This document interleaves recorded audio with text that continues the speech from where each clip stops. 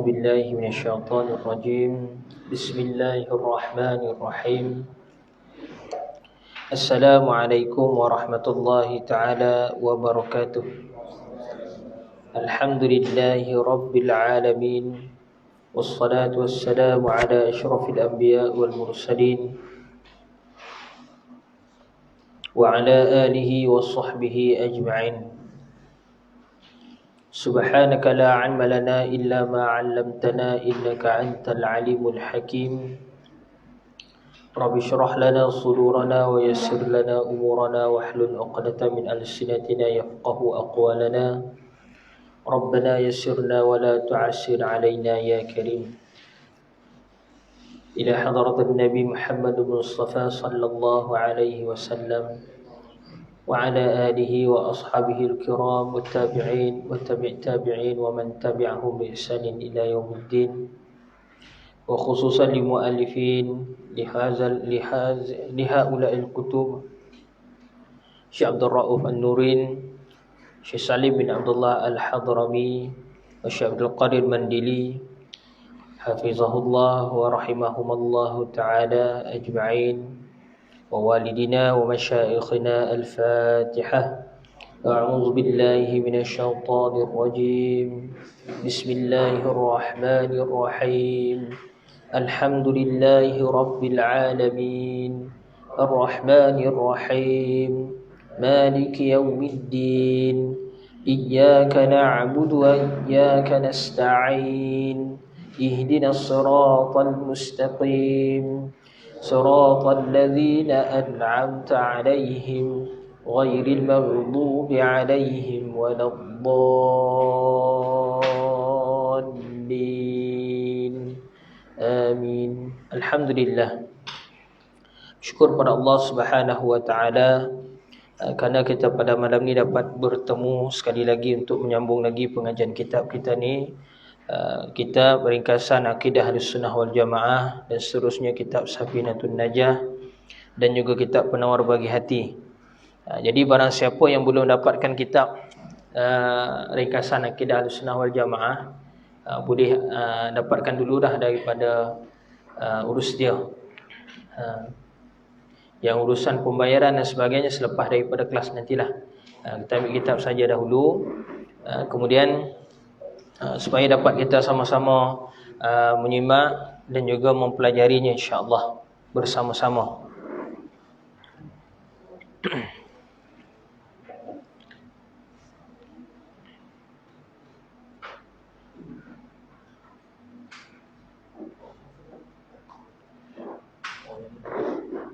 Jazakumullah. Yang ini silah. Ini untuk Ustaz. Allah. Jazakumullah. Jazakumullah. Terima kasih. Jazakumullah.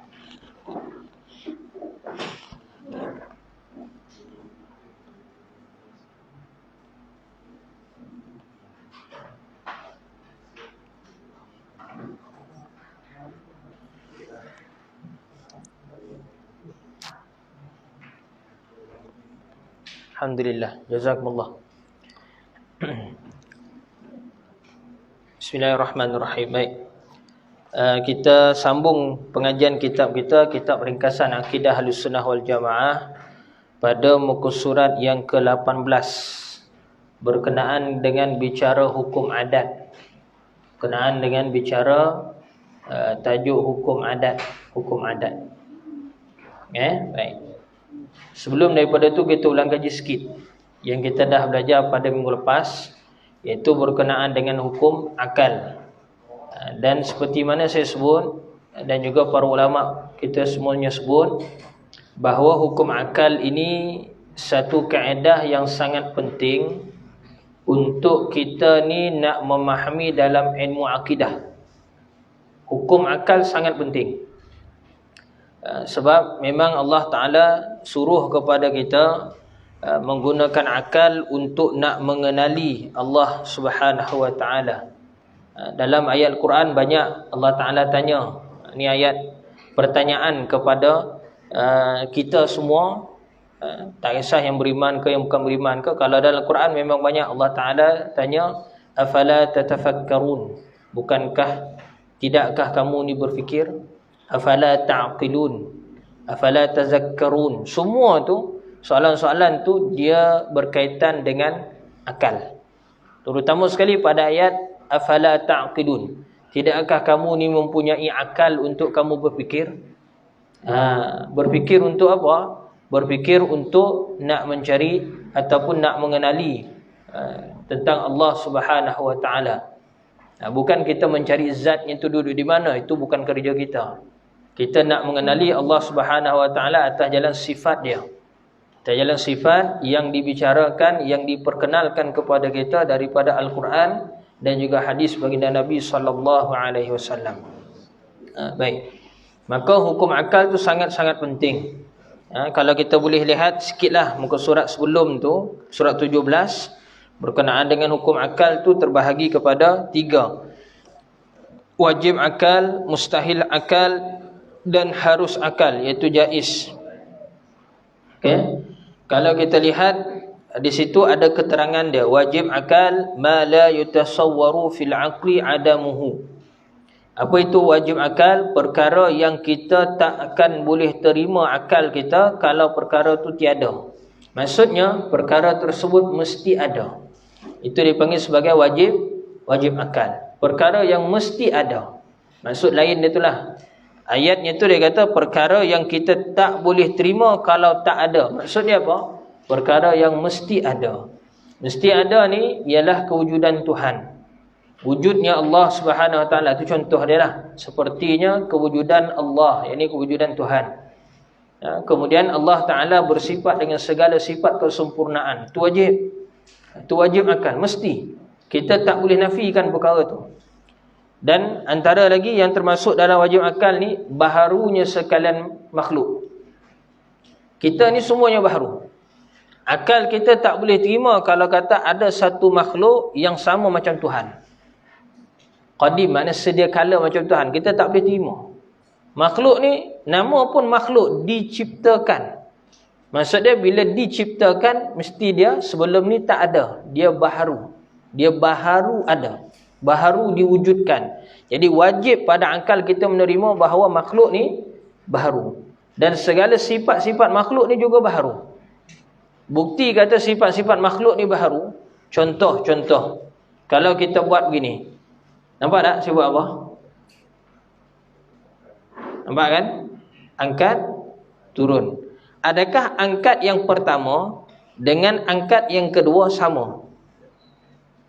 Siapa kata sama? Angkat tangan. Angkat yang pertama, turun. Angkat yang kedua, sama tak? Pada zahir kita nampak seolah-olah macam sama. Tapi sebenarnya berbeza. Sebab angkat yang pertama tadi, bila turun saja, angkat pertama tadi mana hilang dah? Fana'un, dia berubah. Dia berubah kepada turun, betul?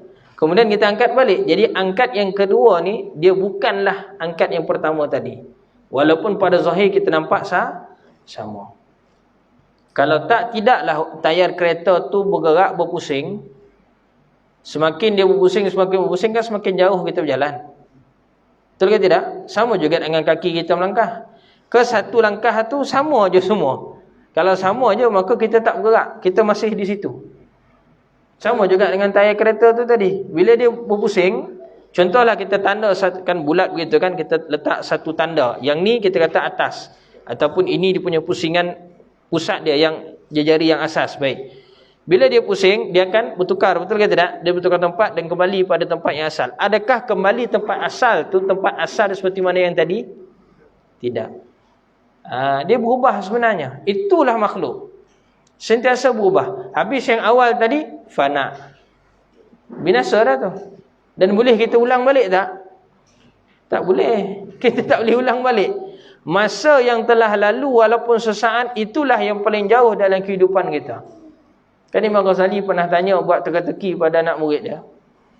Tahu tidak? Antara teka-teki dia apa? Apakah perkara yang paling jauh sekali bagi kita? Maka anak murid dia jawab macam-macam. Tempat itulah, tempat ini sebagainya. Akhir sekali Imam Ghazali beritahu bahawa jawapan kamu tu semuanya tak salah tapi tak tepat. Tak salah tapi tak tepat. Jawapan yang tepatnya ialah masa yang telah berlalu. Depan ada kosong lagi bang? Depan ada kosong lagi. 1, 2, 3 kosong lagi lebih kurang. Fadal. Masa yang telah berlalu. Masa yang telah berlalu. Itu memang benda yang paling jauh bagi kita. Dan memang tak boleh ulang. Walaupun sesaat tadi. Sesaat tadi, sekejap ni. Pun kita tak boleh ulang dah. Itulah benda yang paling jauh sekali dalam kehidupan. Sama juga, kita sebut di sini bahawa asalnya makhluk itu, memang makhluk itu, hakikatnya ialah dia baharu ada. Dan wajib kita kena terima. Kita tak boleh terima kalau makhluk ni tiba-tiba dia jadi qadim, makna sedia kala. Terjadi dengan sendirinya, tak boleh. Makhluk mesti diciptakan. Baik. Kemudian yang kedua, mustahil akal, ma la yatasawwaru fil aqli wujuduhu. Perkara yang tidak boleh kita terima, tak boleh diterima akal kalau perkara tu ada. Dengan maksud lain, perkara tu mesti tak ada. Mesti tiada. Erti kata lain lah maksud dia tu. Maksud dia kita tak boleh terima kalau ada. Maksud dia mesti tak ada. Mesti tidak ada, makna mesti tidak wujud. Apa dia? Terbalik daripada yang wajib tadi. Dia berlawanan dari yang wajib tadi. Contohnya binasa Allah Ta'ala, itu mustahil. Makhluk ni jadi kekal pula, itu mustahil. Makhluk itu binasa, itu wajib akal. Yang atas tadi, betul ke tidak? Makhluk ni binasa, baharu makhluk ini. Tapi bila di mustahil ni, peringkat mustahil, maka tiba-tiba kita kata makhluk itu sedia kala, itu mustahil. Kita tak boleh terima. Ataupun makhluk ni kekal abadi, kita tak boleh terima. Makhluk, dia tidak ada satu makhluk yang kekal abadi, melainkan Allah Ta'ala berkehendak makhluk tu kekal. Itu kita kena faham. Ada beberapa makhluk yang dia tidak fana, dia tidak hancur. Tapi ketidakhancuran makhluk itu bukanlah kerana makhluk tu sendiri yang boleh buat diri dia tak hancur. Sekali lagi saya sebut. Makhluk, ada beberapa makhluk yang disebut dalam Quran sendiri pun warid daripada dalil hadis sekalipun, bahawa ada beberapa makhluk yang tidak akan hancur. Walau tiup sangkakala sekalipun dia tak hancur. Tapi adakah kerana makhluk tu sendiri yang tak nak hancur? Bukan. Yang menyebabkan dia tak hancur tu sebab Allah Ta'ala tetapkan dia tidak hancur. Mana makhluk tu tak binasa. Apa antara dia? Syurga. Apa antaranya lagi? Neraka. Sebab dalam Quran ada sebut perkataan ayat dia, khalidina fiha abada. Ahli syurga, ahli neraka tu akan kekal dalam syurga dan juga neraka selama-lamanya. Maksud dia apa? Bila dah penduduk dalam tu kekal, jadi tempat dia kekal tak? Tempat dia kekal. Tapi ada beberapa pendapat yang sesat lah kita sebut. Pendapatnya sesat. Syaz, dia memang berlanggar dengan Al-Quran sendiri. Ada sebahagian mengatakan bahawa apa? Dengan rahmat Allah Ta'ala bahawa neraka itu akan hancur. Dia sebut gitu. Dia berselindung dengan nama rahman Allah. Sebenarnya tak betul. Allah Ta'ala, innallaha la yukhliful mi'ad. Dia tidak akan mungkir janji. Janji Allah Ta'ala dalam Al-Quran, orang yang kafir itu akan kekal dalam neraka abada, selama-lamanya. Dia guna taukid lagi di situ. Perkataan taukid makna abada. Khalidina fiha abada. Kekal selama-lamanya. Maksudnya kalau penghuni dia kekal, takkan tempat dia hilang. Kita tak boleh terima begitu, betul ke tidak? Jadi yang betulnya ialah yang selari dengan makna mafhum Al-Quran tu tadi, bahawa syurga dan neraka memang tidak akan hilang. Dia tidak akan hancur, tidak akan fana. Bukan kerana dia sendiri yang nak, bukan begitu. Kerana Allah Ta'ala yang berkehendak. Itu kita kena faham. Jadi tetap juga dipanggil qiyamuhu bi ghairih, makhluk ni. Berdiri dengan yang lain. Maksud ada benda lain yang buat dia jadi begitu. Maksud dia tetap juga memerlukan kepada bantuan dan pertolongan. Beza dengan Allah Ta'ala. Allah Ta'ala qiyamuhu bi nafsih. Maksud berdiri dengan sendiri itu, dia tidak berhajat pun ada yang menciptakan dia, dan dia juga tidak berhajat kepada pertolongan untuk dia buat apa-apa. Itu maksud qiyamuhu binafsih. Tidak ada yang ciptakan Allah. Allah Ta'ala tak berhajat kepada pencipta lain untuk menciptakan dia, menjadikan dia. Dan dia juga tidak berhajat, tidak memerlukan kepada pertolongan untuk dia nak buat apa-apa. Itu maksud qiyamuhu binafsih. Dia ada dua sudut di situ. Dia tidak ada yang ciptakan dia, dan dia bila dia ciptakan yang lain pula, dia tidak perlu kepada bantuan. Tu. Baik. Mustahil akal maksud dia apa? Memang kita tak boleh terima kalau perkara tu ada. Maksud memang takkan ada. Yang ketiga, jaiz. Harus akal. Harus akal ni maksud dia perkara yang boleh kita terima. Ada pun boleh kita terima, tak ada pun boleh. Dengan secara bertukar ganti. Bukan dalam satu masa yang sama. Tulis kat situ. Bukan dalam satu masa yang sama. Dengan cara tukar ganti. Maksud tukar ganti macam mana? Memang perkara itu kita boleh terima. Dia ada pun boleh, tak ada pun boleh. Dan perkara yang harus akal ni makhluk. Semua makhluk itu harus akal. Semua makhluk. Apa makna makhluk? Apa sahaja yang selain daripada Allah, maka itu makhluk. Apa sahaja. Sebutlah apa pun. Walau kita tak tersebut pun, tetap benda itu makhluk. Yang kita sebut pun makhluk, yang kita tak tersebut pun makhluk, yang kita khayalkan pun makhluk, yang kita tak khayalkan pun tak termasuk dalam kepala kita pun tetap makhluk. Tetap benda itu makhluk. Yang pernah kita nampak ke, yang tak pernah kita nampak ke, yang pernah kita pegang, tak pernah kita pegang, semuanya makhluk. Sebab apa? Dia selain dari Allah, maka dia makhluk. Apa sahaja yang selain daripada Allah, maka tetap makhluk. Baik. Maka makhluk ni dia harus akal. Ada pun boleh, tak ada pun boleh. Tapi bila dia ada, dalam masa yang sama, dia tidak akan tak ada. Contoh, cawan ni ada tak depan saya ni? Ada. Adakah bila dia ada sini, dalam masa sama dia tak ada? Tak boleh. Tu maksud dia tu, ada dan tiadanya makhluk itu bertukar ganti. Bila dia ada, maka dia tidak akan tak ada. Tapi kalau dia tak ada, maka dia takkan ada. Macam tu, faham tak? Dia salah satu sahaja. Apabila telah ditetapkan kepada dia, maka itu saja satu. Dia takkan bergandingan, mustahil. Dua benda yang saling bertentangan ni digandingkan, memang takkan berlaku. Ada dan tiada dalam satu masa yang sama. Tuan-tuan ada tak dalam sekarang ni? Ada. Tiba-tiba tuan-tuan mengaku saya tak ada di sini. Sudah. Pening tak? Orang pun akan kata pening. Saya sebenarnya tak ada di sini. Dia ubah suara, sebenarnya ada di situ. Tak percaya semua pang sekali tengok. Kan? Saja kan? Gitu. Gitu.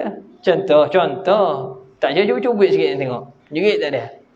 Bohong itu. Dia ada di situ. Jadi bila dia ada di situ, kita kata dia tak ada. Pelik lah. Itu nama bohong menipu tu. Dia tidak akan bergandingan. Maksud dia, memang makhluk ini dia terima ada dan tiada. Boleh jadi ada, boleh jadi tiada. Tetapi apabila sudah dijadikan, makna diadakan, dalam masa yang sama kita kata dia tak ada. Boleh tak? Tak boleh. Bila dia ada, maka adalah. Tapi adanya itu pun bukan kerana dia sendiri yang mencipta diri dia. Tetap dia dicipta oleh Tuhan. Dia dicipta oleh Allah Subhanahu Wa Taala. Makhluk tu tadi, tak kisah makhluk apa pun. Hakikat dia, yang kilang pekerja yang buat pen ni, hakikatnya sebenar-benar pen ni siapa yang cipta? Allah. Pekerja tu hanya sebab musabab. Betul ke tidak? Diambilnya butir-butir plastik tu kan asas plastik tu kan. Kemudian dimasuk dalam acuan, dicairkan benda tu, masuk jadi bentuk macam ni.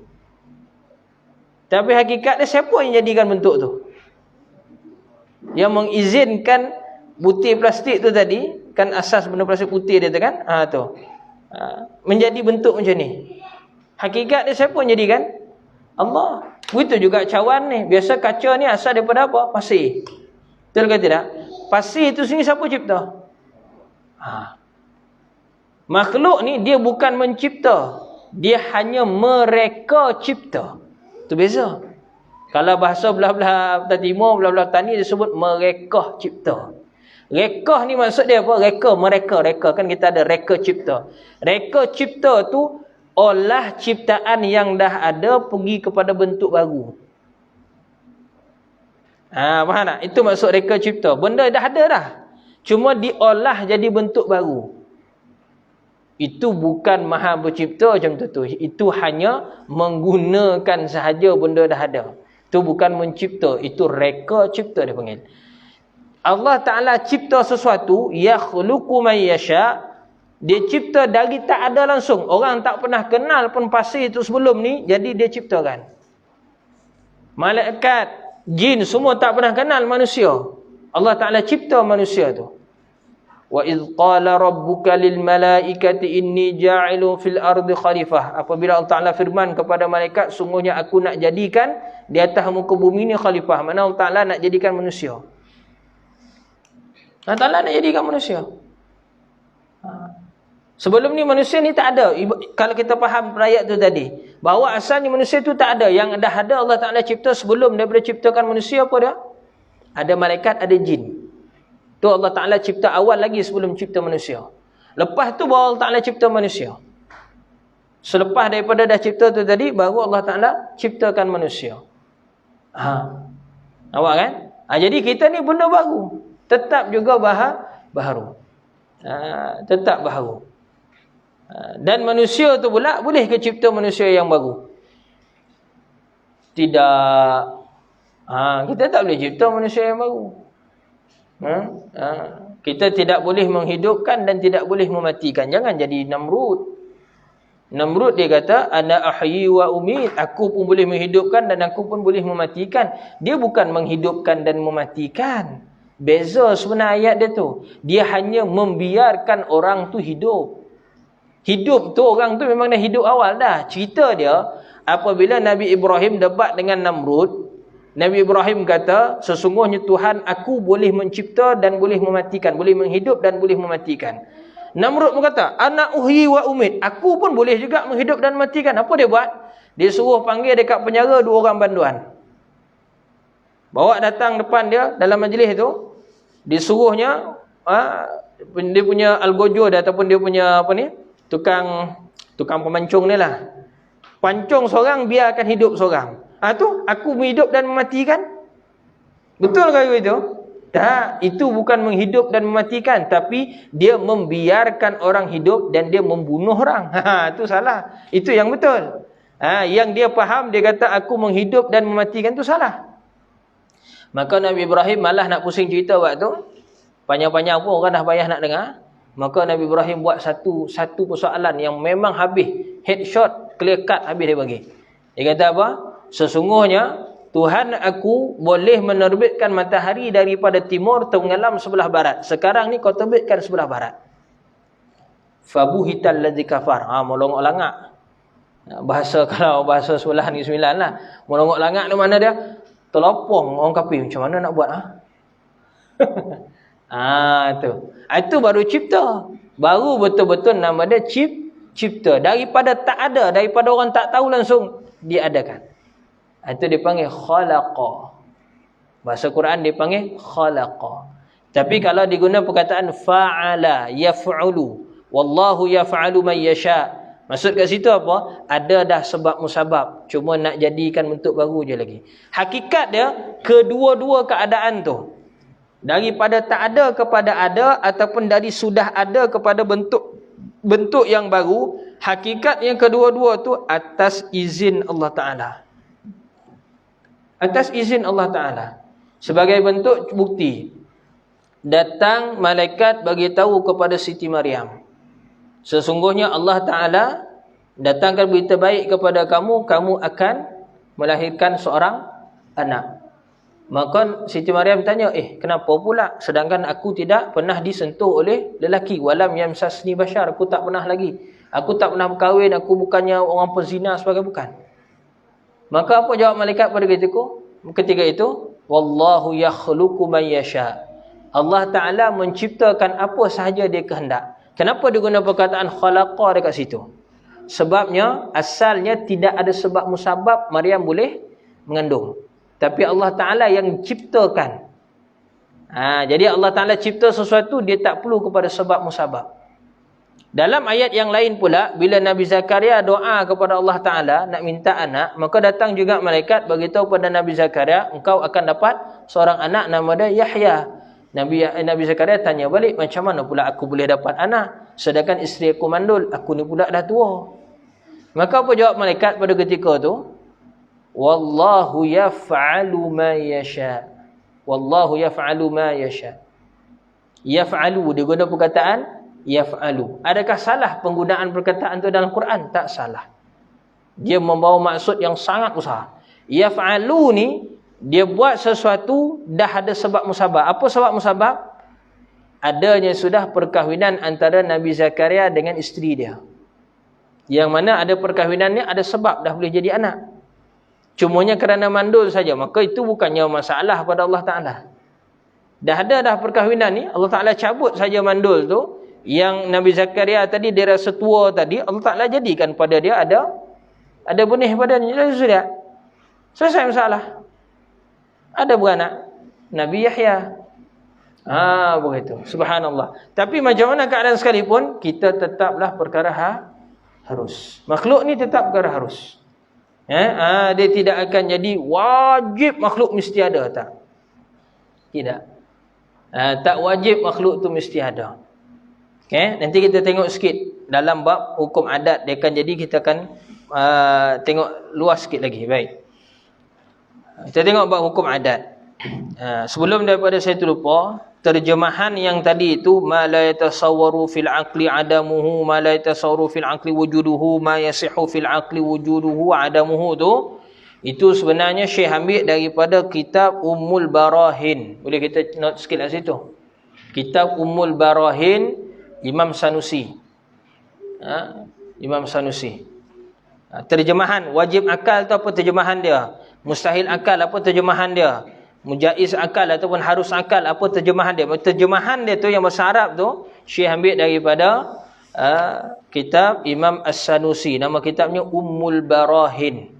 Guru takmir kita ada 2-3 orang sini kan. Guru takmir kita ada dah belajar dah khatam dah kitab tu. Belajar dengan Syekh juga. Di sinilah di bilik sini. Tapi guna cara online. Pakai online ni masa tu. Baik. Tak apa, kita tengok pula bab hukum adat. Malam ni kita bahaskan perbicaraan berkenaan dengan hukum adat. Kita ambil ni sikit insya-Allah. Akan datang ada rezeki kita masuk pula pada bab hukum syarak. Kita ambil bab hukum adat. Apa makna hukum adat? Isbatur rabti baina amrin wa wujudan wa adam au adaman biwasitati taqarruri ma'a sihhati takhallufi wa adami ta'siri ahadihima fil akhar. Ni lebih panjang sikit ni. Apa makna hukum adat? Menetapkan ikatan ada atau tiada di antara suatu perkara dengan perkara yang lain. Mana dia cerita berkenaan dengan hubung kait. Kalau belajar dalam sains dipanggil apa? Dipanggil eksperimen. Dia akan ada hipotesis. Dia akan ada dia punya boleh ubah macam-macam lah. Interference sebagainya. Ni anak-anak kita ada yang muda-muda sikit yang berbayar dengan kami ni belajar lah ni. Kan? Yang sains, belajar sains. Tuan-tuan dulu pun mungkin ada juga yang belajar. Baik. Kita ambil faham sikit lah. Sebabnya hukum adat ni dia cerita pasal eksperimen. Dia cerita pasal makhluk tu sendiri. Itu menetapkan ikatan ada atau tiada di antara suatu perkara dengan perkara yang lain dengan perantaraan berulang-ulang percubaan. Itulah eksperimen. Nak tetapkan suatu tu ada dengan tak ada ikatan dia. Ikatan antara satu hubung kait antara satu benda dengan satu benda. Ada dan tiada. Antara satu perkara ni dengan satu perkara ni. Baik. Dengan cara macam mana? Dengan adanya berulang-ulang kali dicuba, percubaan. Serta sah tidak menyamai penetapan tersebut. Kadang-kadang pada asal kita buat eksperimen berkali-kali, keputusan dia begini. Tapi bila orang buat pula, lain pula keputusan. Sah, benda tu sah. Tak jadi masalah pun pada hukum adat. Juga tiada memberi kesan di antara satu sama lain pada kedua perkara tersebut. Bila ada keputusan sebagainya itu tidak adalah memberi kesan antara satu dengan yang lain. Hukum adat ni cerita pasal makhluk. Pasal makhluk. Okay? Contoh, kita nak ambil contoh Syekh sebut sini. Misalnya tambatan antara ada makan dengan adanya kenyang, dengan dicuba berulang-ulang kali sebanyak 3 kali. Ada makan, ada kenyang. Betul? Itu semua makhluk. Nampak contoh huraian bawah tu, surat 18. Jumpa semua? Bukan? Ada makan, tuan-tuan makan, maka ada tak kenyang? Tapi ada orang juga makan tak kenyang-kenyang. Pelik tak? Pelik pada adat, tak mustahil pada akal. Harus je pada akal. Pada akal tadi harus. Sebab apa? Pada hukum akal, ada pun boleh, tak ada pun jadi masalah. Sebab makhluk. Betul ke tidak? Bila dia ada, maka dia takkanlah tak ada. Tapi kalau dia tak ada, maka dia takkan jadi ada. Itu pada bab hukum akal. Hukum adat ni, dia diuji. Dia kena ulang kali dicuba. Saya makan kenyang. Tuan makan kenyang. Ustaz ni makan kenyang. Ustazah ni makan kenyang. Semua kita makan kenyang. Ada orang makan tak kenyang-kenyang. Itu pelik. Dia pelik daripada adat. Adat ni makna dia hukum kebiasaan. Boleh kita tulis tu sikit. Hukum adat ni mana hukum kebiasaan. Jangan kita samakan dengan hukum adat kat sini, hukum adat Patih, adat Temenggung. Payah kita nak faham kan? Walaupun sebenarnya asal lebih kurang je. Kalau faham, belajar, kalau kita kata memahami dia dalam sikit. Tapi tak ada masalah lah, kita ambil yang asas saja. Atau tambatan dengan tiada makan dengan tiadanya kenyang. Maksudnya apa? Tak makan, maka tak kenyang. Tak kenyang bahasa lain apa dia? Adanya lapar. Tiada dengan ada. Betul? Tiada makan, tiada kenyang. Itu biasa sama tiada dengan tiada. Boleh tak tiada dengan ada? Boleh. Tiada makan, ada lapar. Ada makan, tiada lapar. Boleh tak? Boleh juga. Itu hukum adat. Okey, baik. Setelah berulang kali dicuba, walau bagaimanapun, makan atau tidak makan sekali-kali tidak memberi kesan kepada kenyang atau lapar. Pada hakikatnya semata-mata hanya Allah Subhanahu Wa Taala yang beri kesan. Tu nampak? Itu yang saya sebut tadi.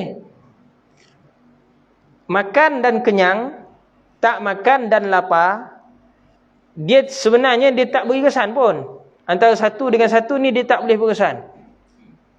Kita makan, pada adatnya bila ada makan, ada kenyang. Betul ke tidak? Tapi kalau ada makan, tak kenyang-kenyang. Benda tu mustahil ke?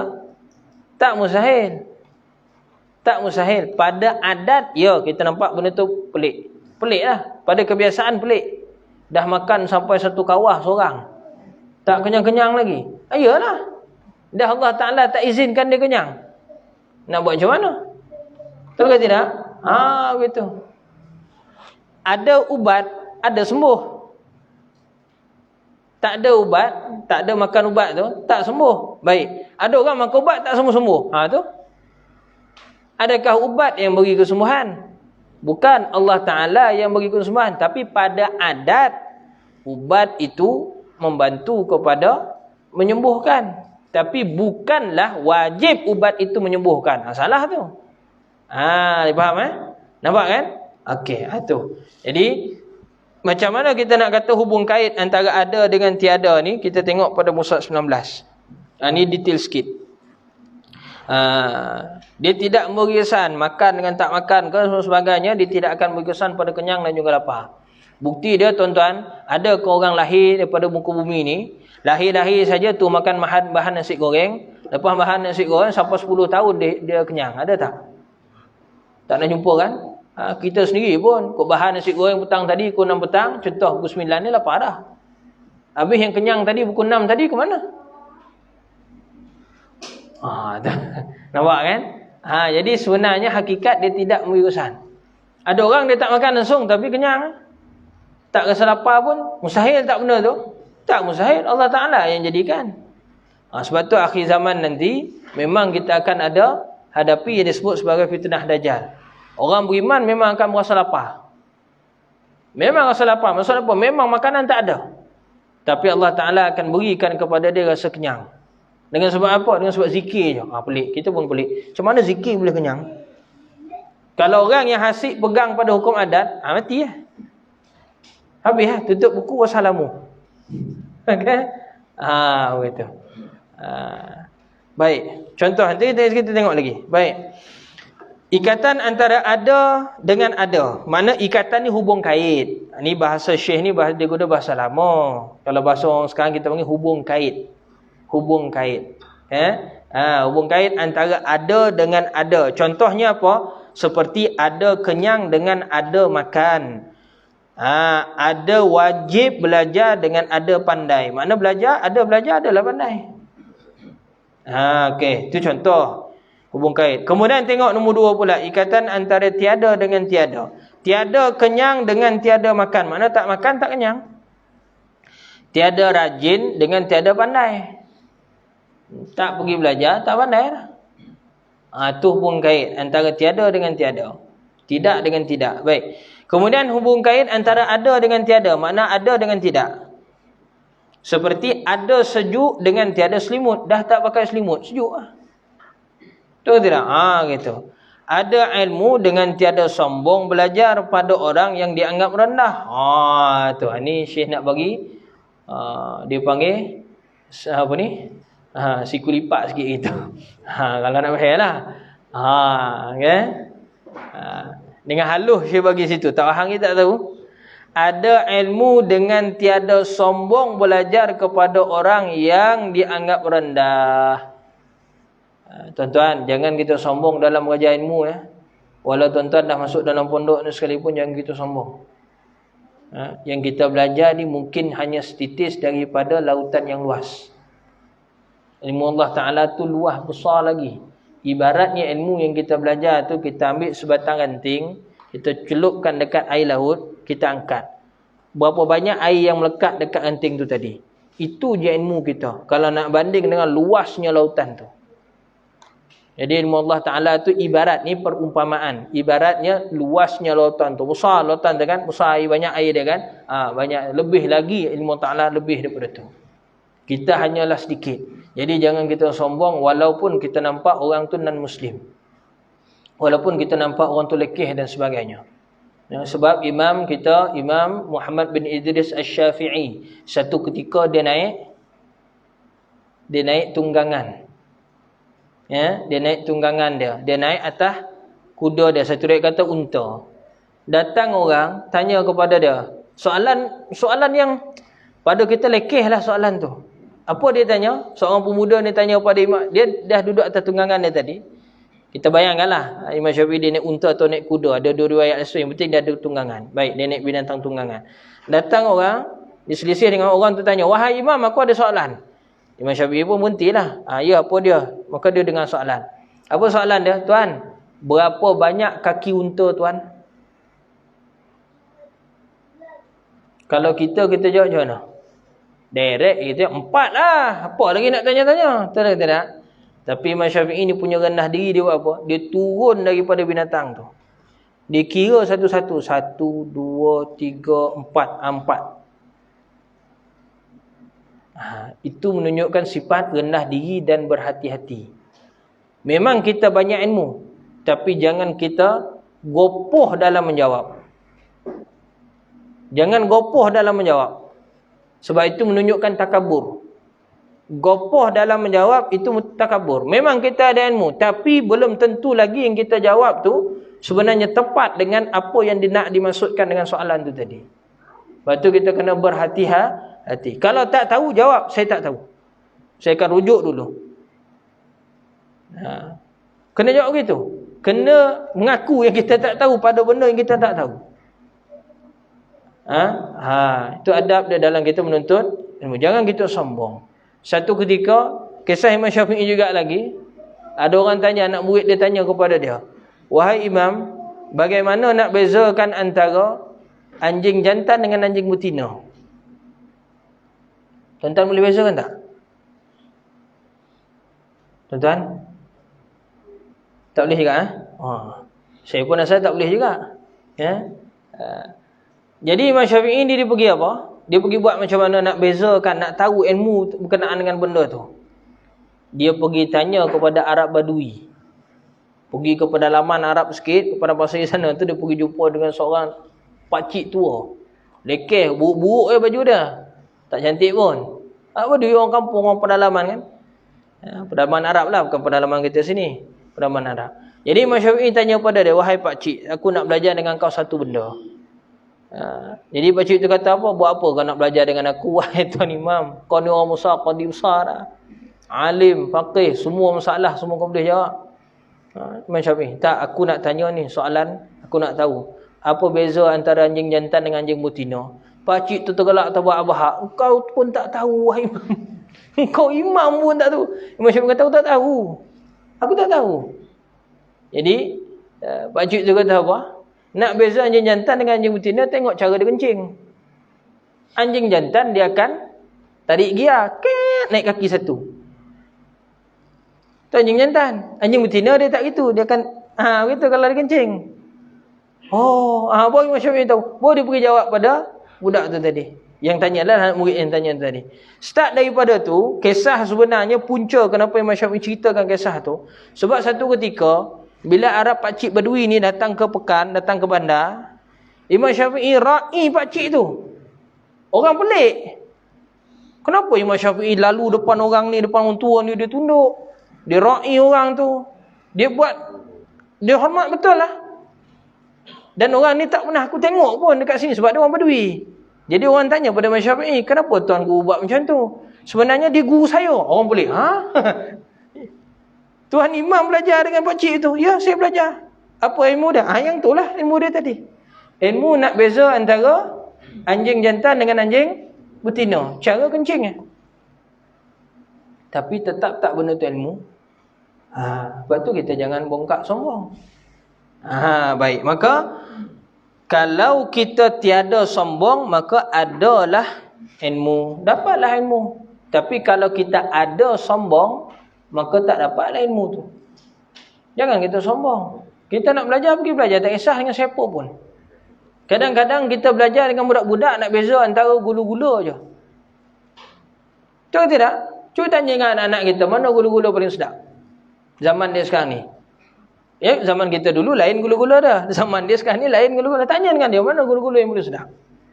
Dia kan beritahu, ni A+, ini A bah, ni paling sedap ni. Yang ni kurang sikit. Sebab dia tahu. Ilmu juga benda tu. Dipaham ya? Baik.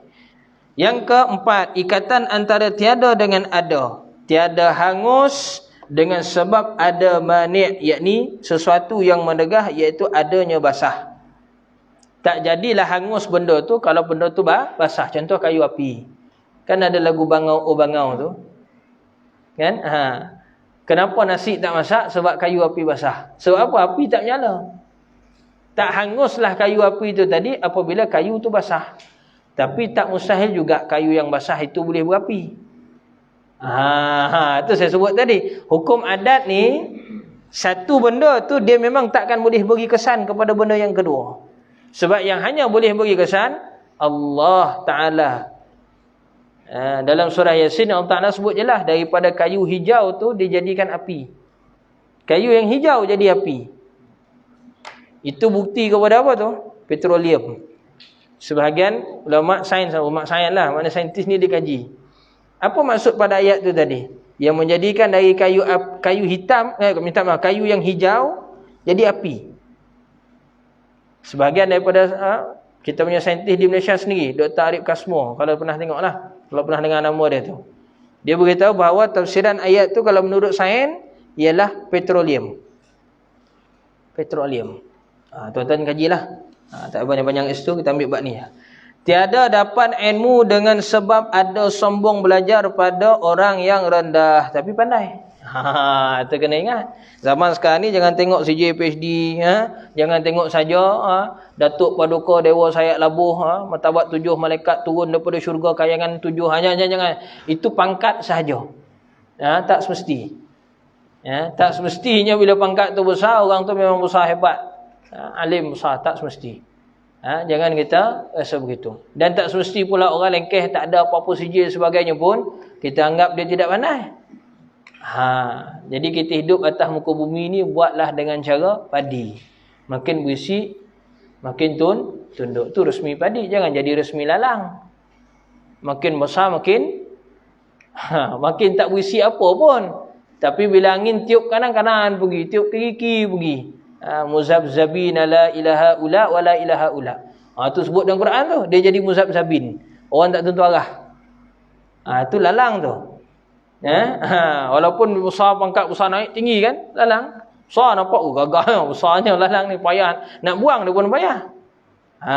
Tapi dia jenis bila datang angin, tiup kanan-kanan dia pergi, tiup ke kiri-kiri dia pergi. Itu bahaya. Jangan kita jadi begitu.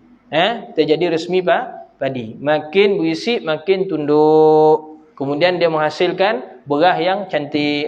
Begitu. Subhanallah. Maka kita sebut bahawa ini khulasah dia dalam bab hukum adat. Boleh kita catat sikit. Semua hukum adat ni merupakan perkara harus akal. Boleh kita catat sikit.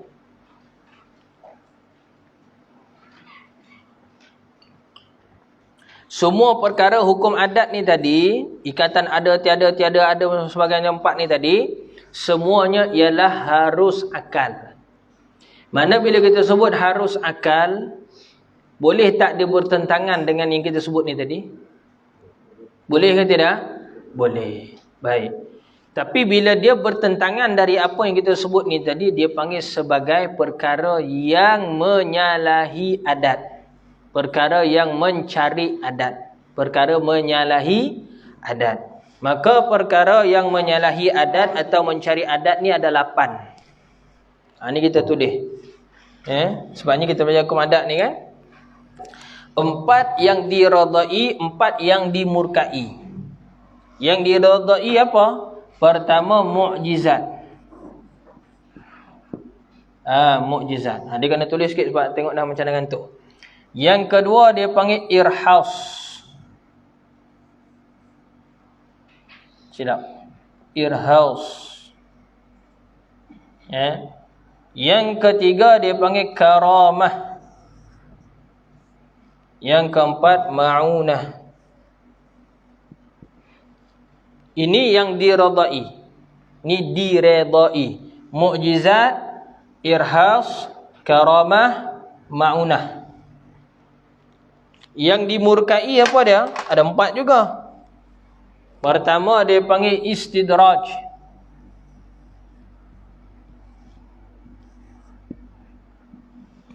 Istidraj. Yang kedua dia panggil sihir.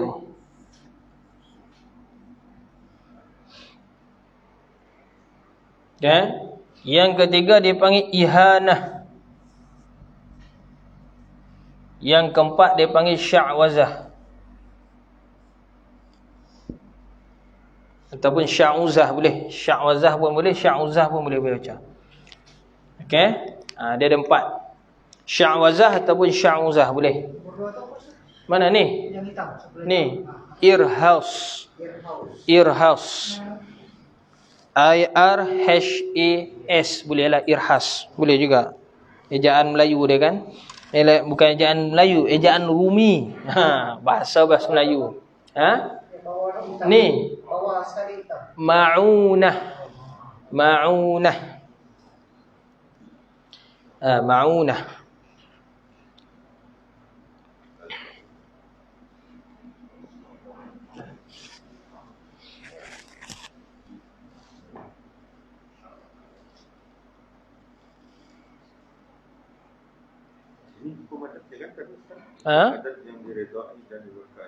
Ini disebut sebagai perkara-perkara yang menyalahi adat. Yang menyalahi kebiasaan. Biasa orang manusia berjalan atas kaki, betul? Tiba kita nampak, terbang. Sudah. Itu menyalahi adat lah tu. Manusia ni kalau bila masuk dalam air, dia berenang. Tapi tengok tiba-tiba dia terapung. Terapung tu berjalan kaki macam tu. Tanpa ada alat, tanpa bantuan apa-apa. Kalau bantuan tu lain cerita lah. Ini tanpa bantuan. Ihanah. Ihanah. Bawah sekali tu sya'wazah ataupun sya'uzah. Boleh juga. Sya'wazah ataupun sya'uzah. Dua-dua boleh baca. Okey, kita bahas yang ni sikit. Boleh? Bagi habiskan dulu. Sampai 9.30 ni, lebih kurang 5 minit. Boleh dapat catat semua? Baik. Apa maksud mukjizat? Mukjizat ni perkara pelik. Bila kata perkara pelik tu perkara yang menyalahi adat lah. Ataupun satu-satu kelebihan yang diberikan oleh Allah Ta'ala kepada Nabi-Nabi dan Rasul-Rasul. Mukjizat ni kepada Nabi-Nabi dan juga Rasul-Rasul. Nabi-Nabi dan Rasul semua sekali. Selepas mereka ditabalkan menjadi Nabi dan Rasul. Setelah diangkat menjadi Nabi dan juga menjadi Rasul. Jadi yang berlaku kepada baginda Rasulullah sallallahu alaihi wasallam selepas peristiwa di Gua Hira tu. Selepas turun Iqra bismi rabbikal ladzi khalaq tu. Selepas dari peristiwa tu, apa sahaja benda pelik yang berlaku itu dipanggil mukjizat. Contoh Nabi belah bulan. Contoh dia keluar air daripada celah tangan. Dan banyak lagi. Nabi menyembuhkan orang buta. Nabi menyembuhkan penyakit. Banyak. Antara ada lagi, contoh ada satu dalam peperangan, mata seorang sahabat ni kena panah. Lupa saya nama sahabat tu. Mata dia kena panah. Bila kena panah, pada segi adat, mata kena panah, apa jadi? Buta lah. Jadi dia minta kepada Nabi dan Nabi sembuhkan. Apa Nabi buat? Nabi ludahkan pada mata dia yang terkeluar tu, Nabi masukkan balik. Dia kata apa? Sesungguhnya mata aku yang Nabi buat tu lebih terang daripada sebelah ni tadi. Itu mukjizat. Kalau kita buat agak-agak apa jadi? Okey, agak-agak apa jadi? Itu. Okey, baik. Yang kedua dia panggil irhaus. Irhaus ni pun benda pelik yang berlaku pada nabi-nabi dan rasul-rasul juga. Sama, orang dia ialah nabi dan rasul-rasul, sama. Tetapi beza dia irhaus ni sebelum mereka dilantik menjadi nabi dan rasul. Sebelum. Contoh aja masa kecil. Macam Nabi kita sallallahu alaihi wasallam masa kecil umur 5 tahun 6 tahun lebih kurang, datangnya dua malaikat Jibril dan juga Mikail. Kan ketika Nabi tengah di dalam peliharaan Halimatus Sa'diyah tu, ibu susuan dia tu, umur 5 tahun lebih kurang. Jadi pada ketika tu datang Jibril dan juga Mikail menyerupai dua orang laki-laki, dia macam tangkap, bukan tangkaplah, dibawanya Nabi itu ke satu sudut di padang pasir tu kan. Sebabnya Halimatus Sa'diyah ni Arab Badui. Dia ada adat orang Arab ni, anak yang baru lahir yang kalau di sebelah pekan dia akan diberikan kepada orang kampung untuk menyusukan anak tu. Begitu tu adat dia. Kita dulu Melayu kita dulu buat, sekarang ni macam dah kurang. Ibu susuan ni, ibu tumpang ibu susuan, bukan ibu tumpang, ibu susuan. Kurang dah sekarang. Padahal benda tu salah satu daripada sunnah Nabi juga tu, ibu susuan ni. Baik. Maka Nabi pada ketika tu kecil lagi, belum dilantik jadi Nabi lagi, mana belum tabal jadi Nabi lagi. Tapi benda tu pelik berlaku. Apa dia? Nabi dibelah dada. Dibawa keluar hatinya, kemudian dibasuh dengan air Zam-Zam, dimasuk iman dan juga takwa, dimasukkan balik dekat dalam dada, gam balik, mana sambung balik. Benda pelik tak tu? Benda pelik. Benda tu mencari adat. Kalau biasa adat kita terbelah dada apa berlaku? Tanpa bius, tanpa apa pula lagi tu. Bukannya Jibril dan juga Mikail tu ada sijil kedoktoran. Pernahkah Jibril dengan Mikail pergi belajar doktor dulu? Tak ada kan? Ambil BE. BE apa? Medical. Tak ada. Ya, tu sudah tu tak pakai alat lah tu, pakai tangan lah. Sudah. Pelik tak tu? Pelik lah, benda pelik. Berlaku pada Nabi kita sebelum ditabal menjadi Nabi. Kecil lagi, Nabi masih kecil lagi, umur 5 tahun lebih kurang. Itu dipanggil irhaus. Tak pelik benda tu berlaku.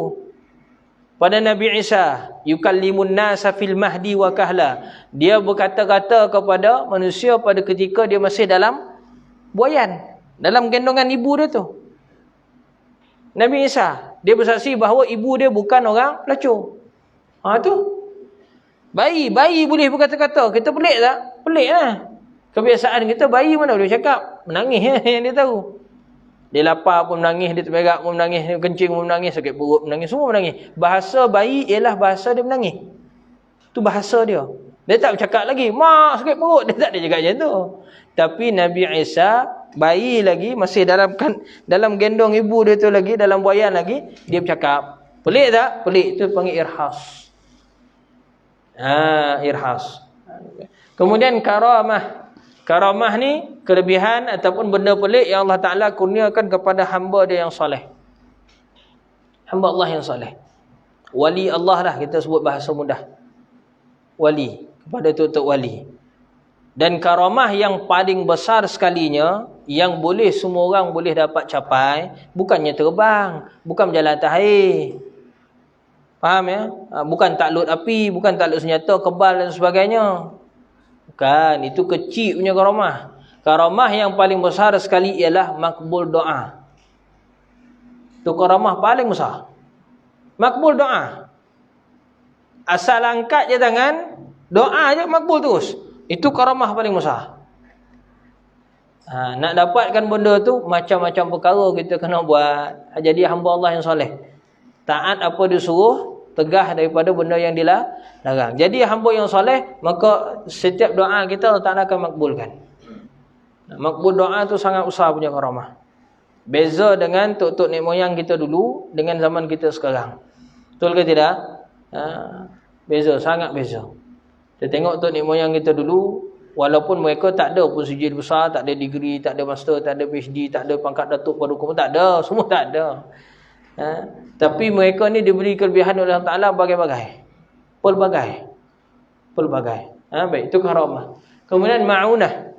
Ma'unah ni pertolongan daripada Allah Ta'ala berlaku kepada semua makhluk. Terutama manusia lah, hamba biasa pun. Kepada makhluk dia yang biasa. Orang biasa pun boleh dapat. Ini panggil ma'unah. Contoh dia apa? Ujana tu ada berapa tingkat? 15. Masuk bumbung 18. Baik. Sampai ke bumbung atas tu kan? Baik. Dia terjun daripada tingkat 18 apa bawah? Pada adat hidup ke mati? Pada adat, mana pada kebiasaan, hidup ke mati? Mati. Tapi jatuh tu patah kaki je. Hidup lagi. Pelik tak? Itulah panggil ma'unah. Tapi jangan pergi buat nak try pula ustaz, nak dapat kat ma'unah dia. Tak benar. Ma'unah ni Allah Ta'ala bagi dalam keadaan tak sangka-sangka. Pada segi adat, kereta tu masuk dah bawah trailer, habis, hancur dah. Pemandu dia tu boleh keluar berjalan minum kopi lagi. Pelik tak?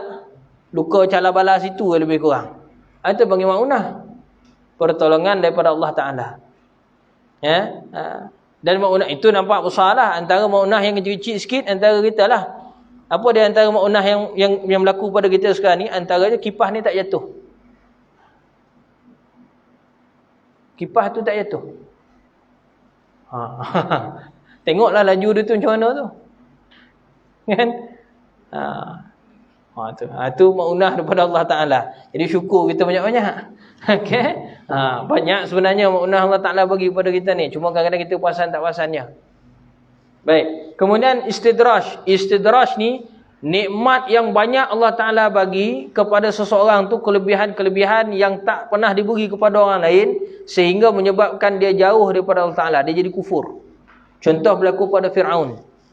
Fir'aun ni dalam sejarah, hebatnya ilmu perubatan Fir'aun Mesir ni, Mesir purba ni kan, hebatnya ilmu perubatan dia sampai Fir'aun tu sendiri tak pernah terbersin pun sekali dalam hidup dia.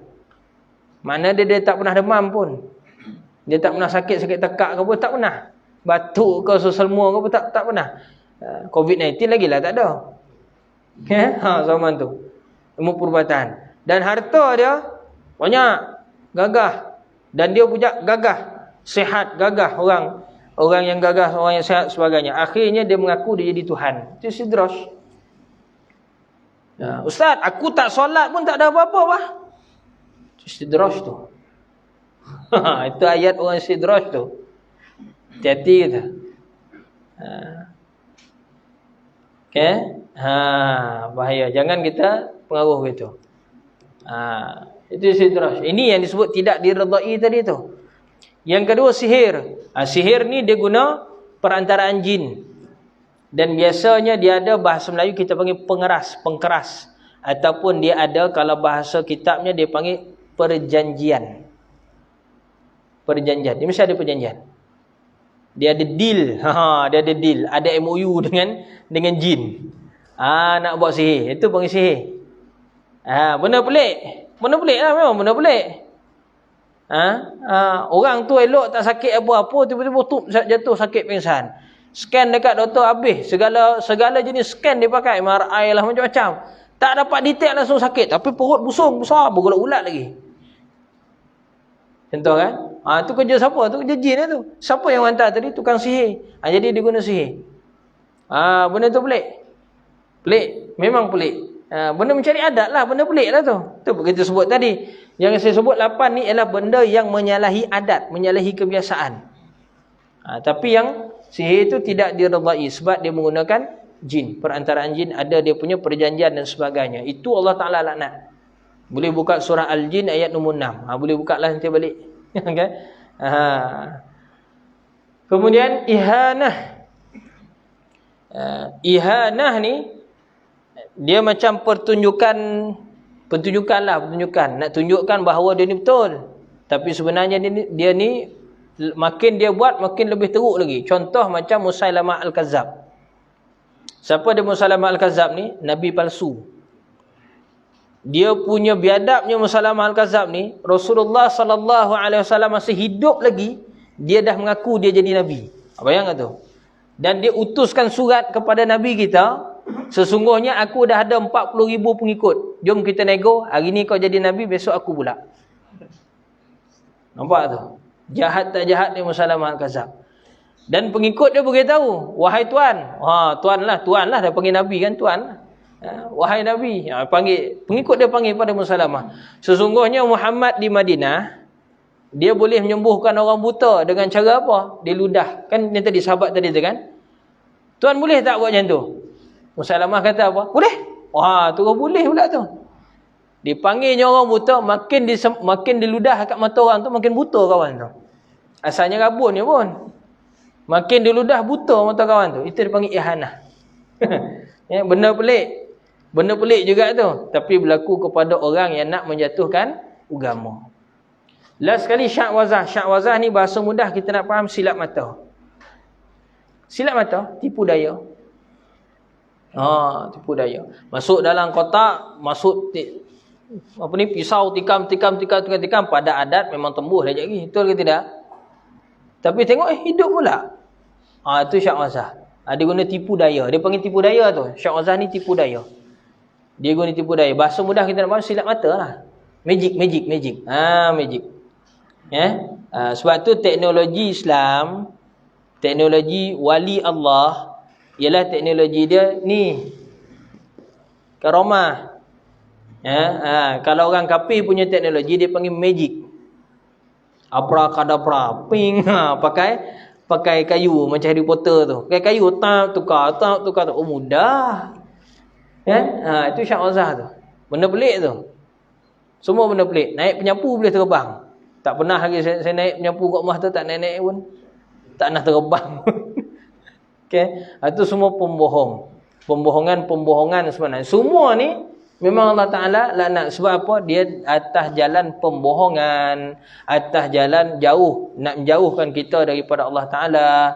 Ada perjanjian dengan jin. Sembah selain daripada Allah Ta'ala. Pemujaan. Itu sebab tu yang 4 ni tadi dilaknat. Memang benda pelik. Berlaku benda-benda pelik tu. Tahsil. Tapi dia tidak diredai oleh Allah Subhanahu Wa Ta'ala. Hakikatnya hasil benda tu terjadi sekalipun izin dari Allah Ta'ala. Allah Ta'ala tak izin, tak jadi.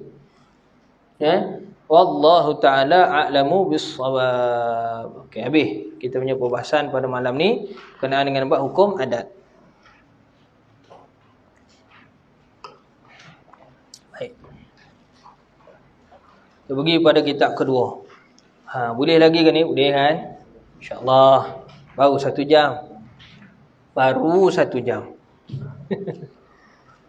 Okey, kita pergi kepada matan Safinatun Najah. Cuma kita tangguh dulu yang berkaitan dengan bab taharah tu. Kita ambil tajuk bab puasa sebab kita pun dah dekat nak puasa dah ni.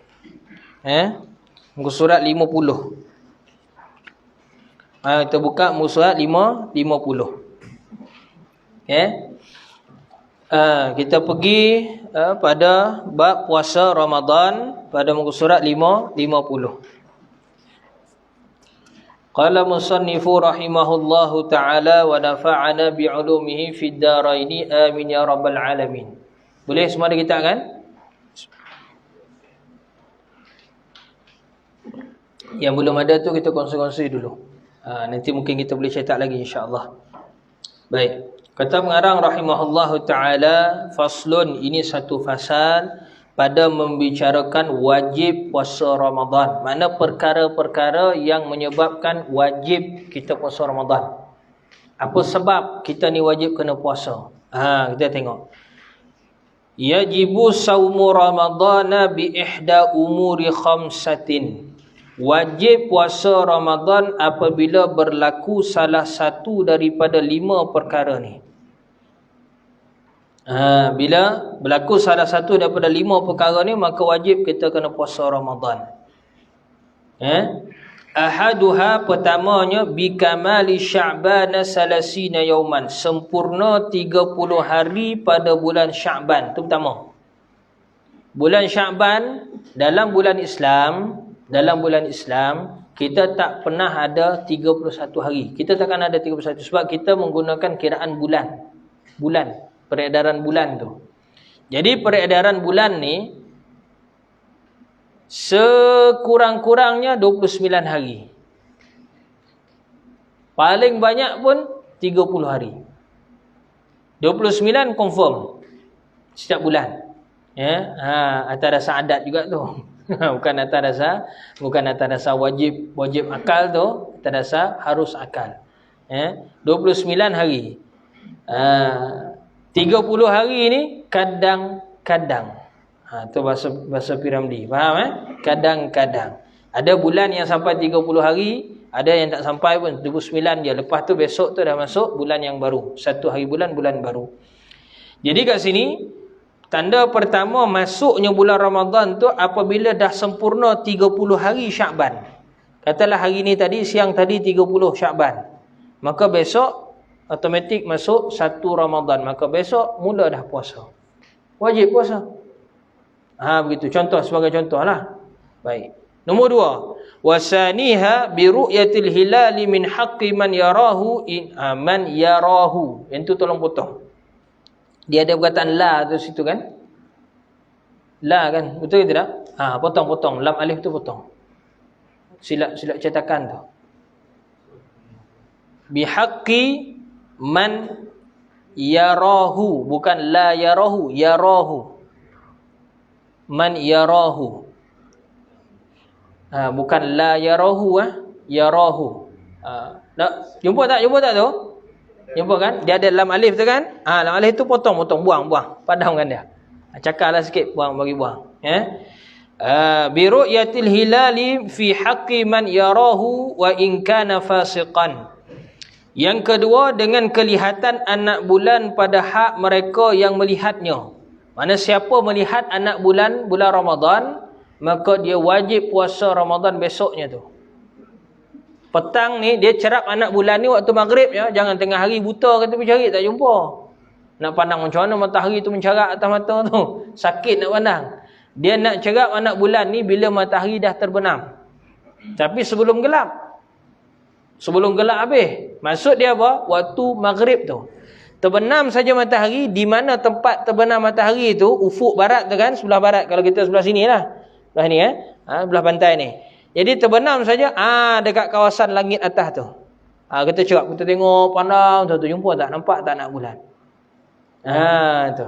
Kadang-kadang payah sikit nak guna mata kasar ni. Dia kena bantuan alat, ada teropong, kamera dan sebagainya lah. Boleh juga pakai kamera telefon, tak ada masalah. Zoom lah sikit, zoom. Kalau kata pada malam tu nampak betul. Nampak. Kadang-kadang tak pakai alat pun pandang macam ni pun fokus sikit, nampak, boleh nampak sebenarnya. Dan beruntunglah barang siapa yang tak pakai spek mata. Sebab mata mesti cerah. Syukurlah banyak-banyak. Kalau macam ni payah sikit. Bateri dah low. Okay, baik. Jadi barang siapa yang nampak anak bulan, maka wajib dia berpuasa Ramadan besoknya tu. Dia nampak maghrib tadi kan? Jadi besoknya tu terus jadi 1 Ramadan pada dia. Walaupun dia tu orang fasik. Fasik di mana apa? Orang yang berdosa besar. Orang berdosa besar ni maksud dia, kalau dia bersumpah jadi saksi sekalipun, saksi dia tak boleh diterima pakai. Sebab dia penipu. Dia otak-bulit punya orang.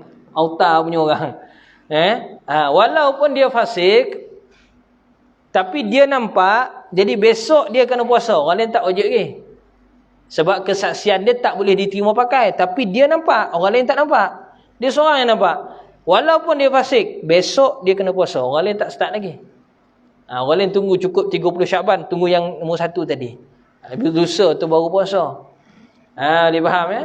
Jangan kita bergaduh pula. Baru naik nampak sudah Ustaz, besoknya puasa. Kita sini tak nampak. Tak apalah, kita puasa lusa. Apa masalah? Jangan bertumbuk. Dia puasa tak ada masalah. Puasa ni dia suka lagi lambat. Tapi raya dia nak awal. Itu masalah. Anak bulan Syawal pun sama juga. Kaedah yang sama ni juga. Kaedah yang sama. Kiah je.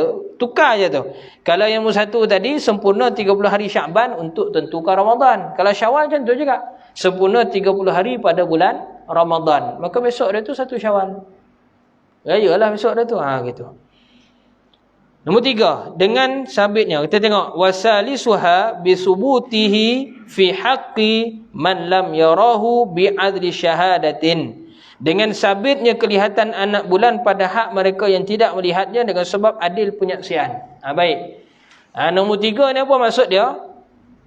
Ada orang yang nombor 2 tadi orang fasik. Kalau dia seorang pun nampak, maka dia kena puasa. Tapi orang lain tak wajib lagi sebab saksi dia tak boleh pakai. Penyaksian dia tu tidak boleh diguna pakai. Tapi kalau yang pergi melihat tadi, orang yang adil. Contoh tuan guru sebagainya kan. Dia pergi melihat anak bulan nampak. Orang lain tak tengok. Dia 2-3 orang yang pergi tengok. Dia tengok nampak. Jadi dia balik ke masjid, dia cerita. Saya nampak tadi anak bulan. Dan orang ni dipercayai. Maka orang yang dengar cerita dia tadi, semua kena ikut. Itu nombor 3 tu. Itu yang maksud nombor 3 tadi. Dengan sabitnya kelihatan anak bulan pada hak mereka yang tidak melihatnya. Mana orang tak melihat. Orang lain pergi lihat. Tapi yang pergi lihat ni orang dia adil. Cerita dia sah. Maknanya diperakui. Begitu. Kalau kita di Malaysia ni pergi lihat anak bulan ni pejabat mufti. Kita pergi ke lihat? Tak pergi lihat kan? Pejabat mufti apa dia buat? Dikumpulkan report tu tadi. Dia bagi kepada penyimpan Maha Besar Raja-Raja. Penyimpan Maha Besar Raja-Raja sembah kepada Raja-Raja Melayu. Raja-Raja Melayu perkenankan keputusan tadi. Contoh keputusan dia tu nampak anak bulan. Maka Raja-Raja Melayu perkenankan. Sebab yang pergi lihat ni tadi memang pejabat mufti. Orang yang memang adil lah. Yang memang ditugaskan untuk melihat anak bulan tu tadi. Jadi bila nampak, kita ni nampak tak? Kita pergi tengok tak? Tak pergi tengok pun. Naik pada TV3, naik pada TV1.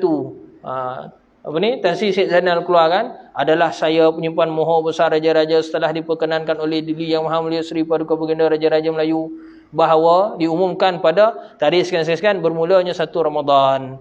Betul ke tidak? Jadi kita terima tak benda tu? Itu yang nombor 2, nombor 3 tu tadi. Nampak? Nombor 4. Wa rabi'uha bi ikhbari adlin riwayatin mawsuqun bihi sawa'un waqa'a fil qalbi sidquhu am la aw ghayra mawsuqin bihi in waqa'a fil qalbi sidquhu. Panjang kalau kita nak bahas ini. Mudah dia kita nak faham sini. Melalui riwayat yang adil lagi dipercayai sama ada diyakini dengan hati ataupun tidak, atau melalui riwayat yang tidak dipercayai tapi pada hati kita percaya. Pening kita nak bahas tu mudah gini. Mudah je begini. Kita tak pergi lihat kan, tapi naik Tan Sri Syed Zainal keluar dekat dalam TV3, keluar dekat dalam TV itu sebagainya, live Facebook lagi, Isra Wani, macam-macam berita semua keluar. Betul kita tak? Kadang-kadang berita tu pun kita tak percaya pun syarikat berita tu. Kalau dengar daripada syarikat berita, confirm berita tu tokok tambah. Betul tak? Kita tak percaya. Tapi bila keluar saja Tan Sri Zainal, kita percaya. Betul ke tidak? Walaupun yang iklankan tu, walaupun syarikat berita yang mengiklankan tu tadi, yang mengumumkan, yang menyiarkan pengumuman tu tadi, syarikat tu kita tak percaya. Tapi berita yang diceritakan tu, yang dikhiarkan, yang disebarkan pada kita tadi, dikhabarkan pada kita tu tadi, benda tu kita percaya. Maka sahlah. Sahlah. Mana bila disebut masuk bulan Ramadan tarikh sekian-sekian. Kita kena ikutlah yang tu. Sama juga dengan raya. Boleh faham ya? Buntunglah duduk di Malaysia, tuan-tuan. Sangat beruntung. Kenapa? Sebab kita ada pemusatan kuasa pada bab agama. Pemusatan kuasa kita pada bab agama ni pada siapa? Pada raja-raja Melayu. Kalau peringkat persekutuan, Tuan Agong. Kalau peringkat negeri-negeri, dia ada raja-raja Melayu sendiri. Ataupun tuan yang terutama. Dia ada pemusatan kuasa. Senang. Kalau tak, semua nak mengaku. Cuba kita bayang kalau kata tak ada majlis raja-raja Melayu. Setiap negeri ataupun kita NGO sebagainya pergi tengok sendiri. Yang A kata nampak, B kata tak nampak. Satu Labuan saja 100 NGO pergi tengok. Tempat yang berbeza-beza. Dari pantai Batu Menikah sampai pantai Kensam. Kan? Ada 100 NGO, lebih kurang lah. Kita buat contoh. Separuh nampak, separuh tak nampak. Bergaduh tak? Kalau tak ada pemusatan kuasa, tak ada pemutus kata. Bergaduh tak? Bergaduh. Nak tentu puasa tu taklah gaduh sangat. Nak tentu raya tu biasa gaduh. Itu biasa gaduh. Dia raya dulu, aku nak ikut sini lah. Jadi gaduh. Sebab tu untung kita duduk kat Malaysia ni ada raja. Jangan dihilangkan sistem beraja dekat Malaysia ni. Sumpah mati takkan Melayu di dunia. Tu. Sebab sumpah tuah tu tak Melayu hilang di dunia tu. Melayu tu maksud Islam tu. Payahlah itu buat sejarah. Nanti banyak kita baca bab lain pula. Baik. Yang kelima, berijtihad dengan sangka masuknya Ramadan. Ni.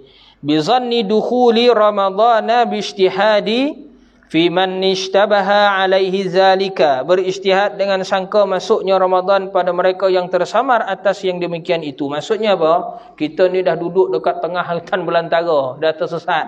Tak dengar apa-apa berita daripada luar pun.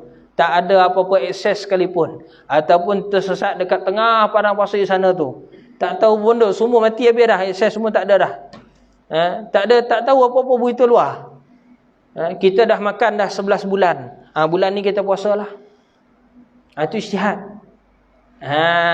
Itu memang dah orang dah tak ada akses langsung. Tak boleh nak tahu dah nombor 1 sampai nombor 4 tu memang tak tahu. Tengok anak bulan sendiri tak nampak pula. Tak pandai pula, macam-macam lah. Macam jenis alasan. Jadi dia boleh guna yang nombor 5 tu tadi. Tapi jangan buat-buat.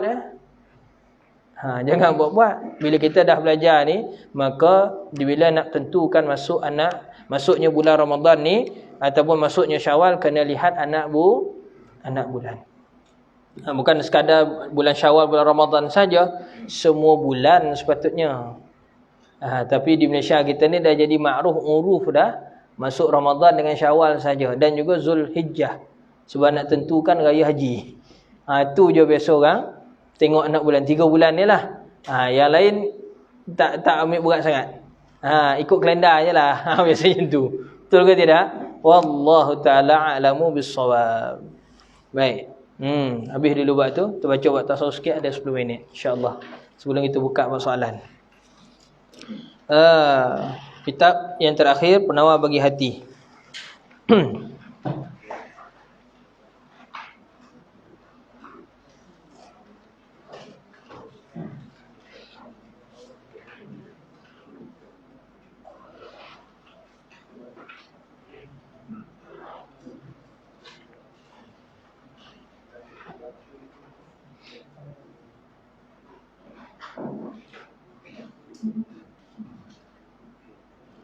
Kita sambung pada muka surat nombor 5 kan?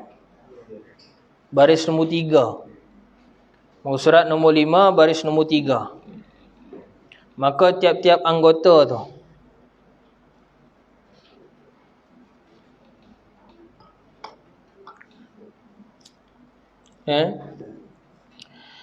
ni peringatan daripada Allah Subhanahu Wa Taala yang Syekh tulis dekat dalam ni, bahawa sesungguhnya kita kena ingat, kena jaga kita punya anggota luaran, terutamanya tangan dan juga kaki dan juga semualah.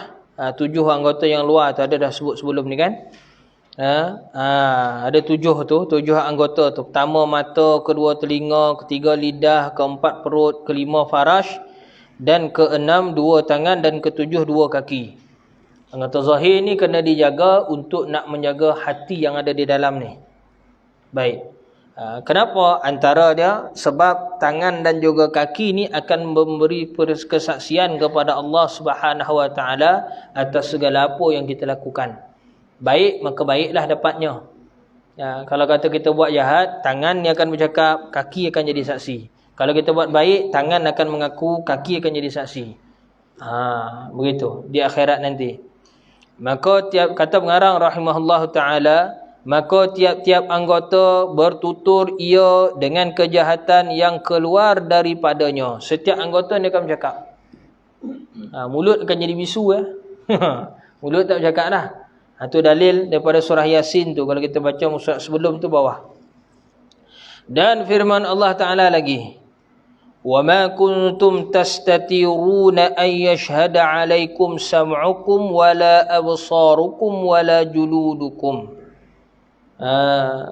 Artinya, dan tiada ada kamu dahulu di dalam dunia bersembunyi pada ketika mengerjakan kejahatan daripada mensaksikan atas kamu oleh segala telinga kamu dan segala mata kamu dan segala kulit kamu. Dan tiada dapat bersembunyi daripada sekalian saksi yang tersebut melainkan dengan meninggalkan segala kejahatan itu sama sekali. Baik. Terjemahan ayat Al-Quran ni sampai dekat mana? Sampai dan segala kulit kamu tu. Tu boleh tanda sikit. Situ dia punya terjemahan dia. Sampai situ je. Apa terjemahan ayat Quran ni tadi? Sesungguhnya perkara apa yang kita lakukan ke atas muka bumi ni, kita takkan dapat sembunyikan. Sebabnya di akhirat nanti, segala yang disebut mata, kulit, telinga akan memberi kesaksian atas yang kita lakukan tu. Maknanya mereka ni akan sampaikan report pada Allah Ta'ala di Yaumul Hisab, pada hari dihisab hitungan amal tu. Itu hari akhirat lah. Dan mudahnya Syekh sebut kat sini, mudahnya disebut kat sini, dan tiada dapat bersembunyi daripada sekalian saksi yang tersebut. Memang kita tak akan dapat sembunyi, sebab Allah Ta'ala akan perintahkan kepada anggota-anggota ni tadi bercakap. Kan bercakap. Apa disebut situ? Telinga, mata dan juga kulit. Kulit di situ maksudnya apa? Tangan dan kaki lah tu. Melainkan dengan meninggalkan segala kejahatan itu sama sekali. Mana kita kalau kita tak nak anggota kita ni nanti report pada Allah Ta'ala yang buruk-buruk, maka di dunia ni kita kena tinggalkan benda yang jahat tu. Kita kena tinggalkan benda-benda yang jahat-jahat tu. Kerana bahawasanya tiada bercerai semuanya daripada manusia pada tiap-tiap masa dan tiap-tiap tempat, selagi menyebut hamba akan tujuh. Okey.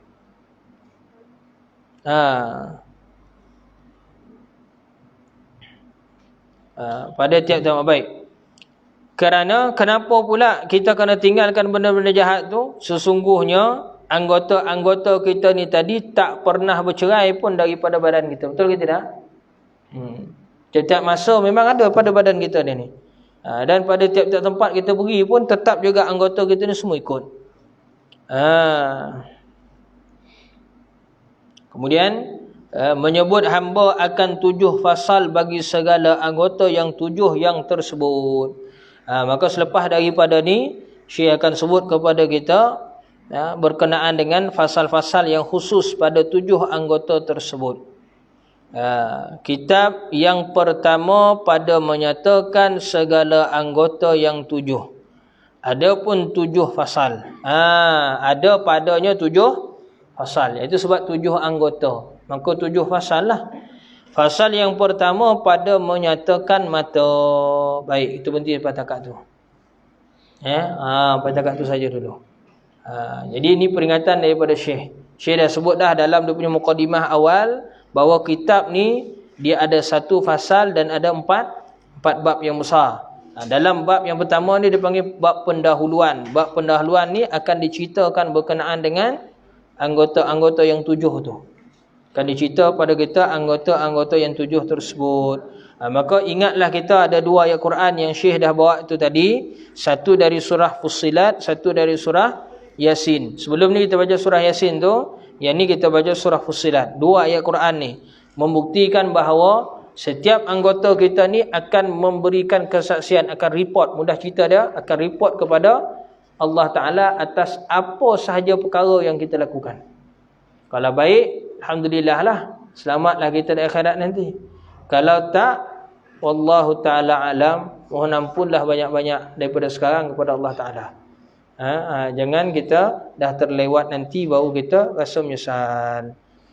Wallahu ta'ala alam. Cukup sampai sekadar itu sahaja dahulu. Ada apa-apa soalan ke?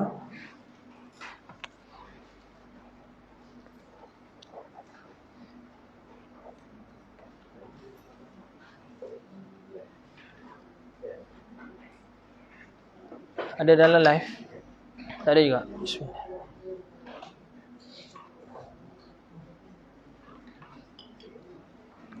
Ada peserta kita yang biasa dah hadir tak dapat hadir malam ni. Mudah-mudahanlah Allah Ta'ala berikan sembuhan kepada mereka. Kalau sekiranya mereka sakit, kalau kata ada masyakkah, diberikan kemudahan atas masyakkah tersebutlah, insya-Allah. Itulah tu. Ada urusan anak yang kahwin. Mungkin kali. Tak apa. Allah Ta'ala alam. Ada apa-apa soalan? Muslimat? Ya. Mungkin tidak berkaitan ataupun lebih jauh. Jadi saya pernah tengok di YouTube kan, macam pasal kan yang sebelum Dajjal datang tu ada kemarau panjang kan. So, macam mana fikirnya kan tu pasal berwudu, mandi wajib. Istinja all the way. Begitu. Begitu. Baik. Baik. Terima kasih Tuan.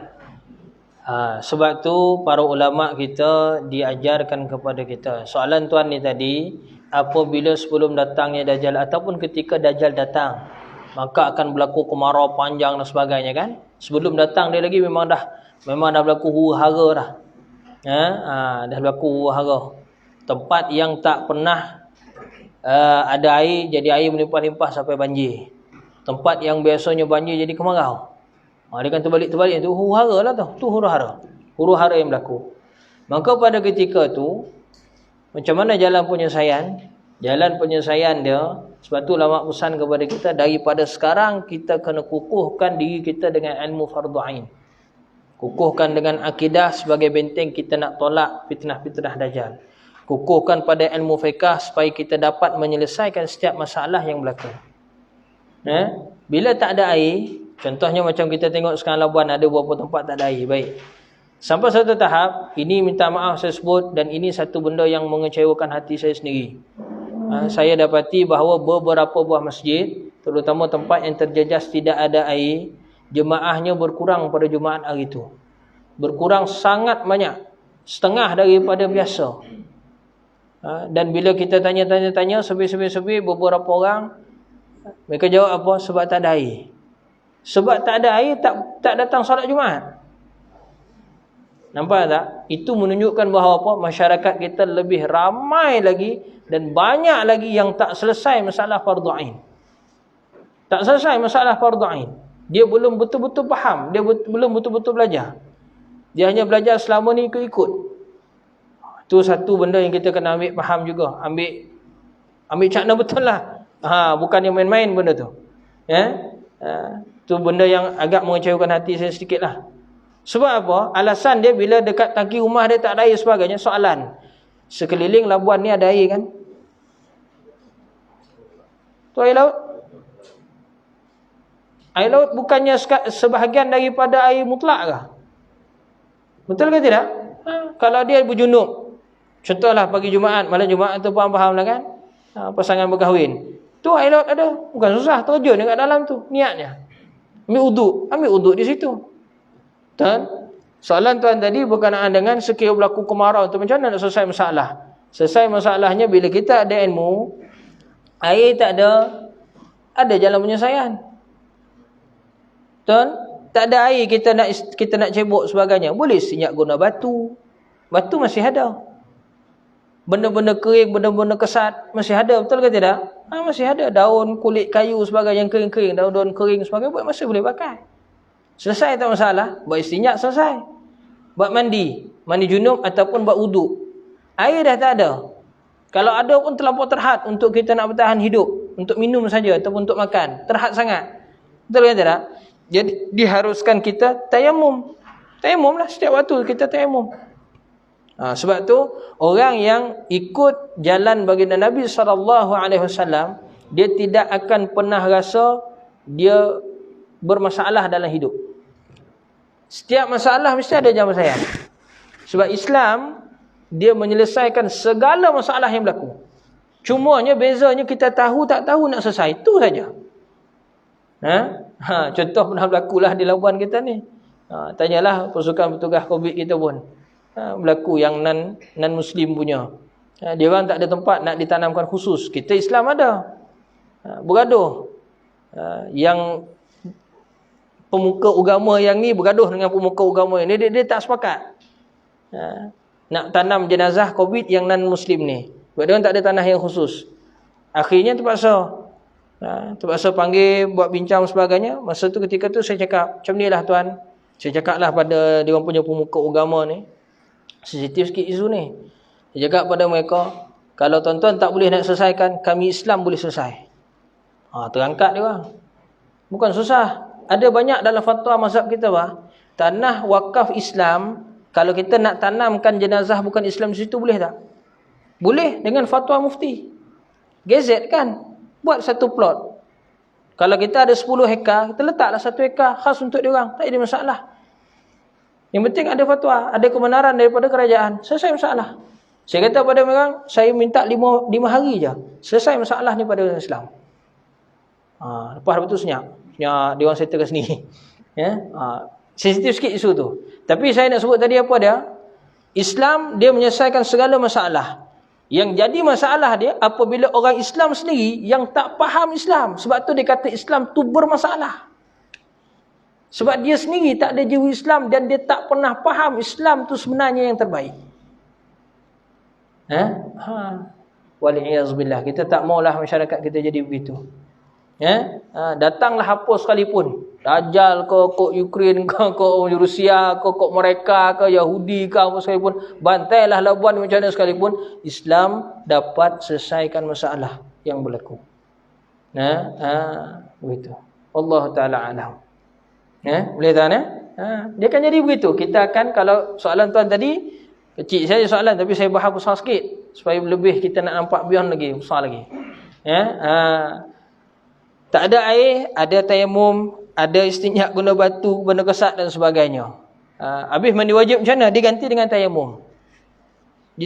Tayamum tu sebagai ganti dia. Ganti wuduk dan ganti mandi.